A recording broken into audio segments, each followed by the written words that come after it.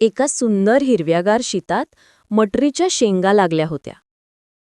त्या शेंगांमध्ये छोटी छोटी मटरीची दाणे देखील राहत होती. त्यातली एक मटरी मात्र फारच चलाख होती. मी फक्त शेतातच राहणार नाही, मला मोठं काहीतरी करायचं आहे. एका दिवशी शेतकरी मटरीच्या शेंगा तोडायला आला. सगळ्या शेंगा टोपलीत पडल्या, पण चलाख मटरीने उडी मारली आणि जमिनीवर पडली. चलाक मटरीने पटकन एक छोटा खड्डा पाहिला आणि तिथे लपून बसली. थोड्याच दिवसांत पाऊस आला. माती ओली झाली. चलाक मटरी हसत हसत जमिनीत रुजली.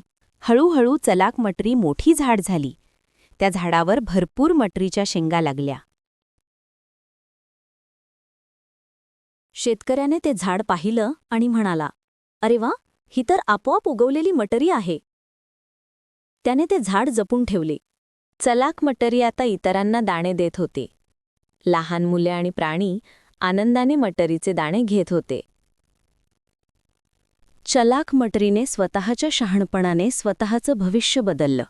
शिकवण हीच: शहाणपण, धैर्य आणि योग्य संधी घेतली तर छोट्या गोष्टीतूनही मोठं होऊ शकतो.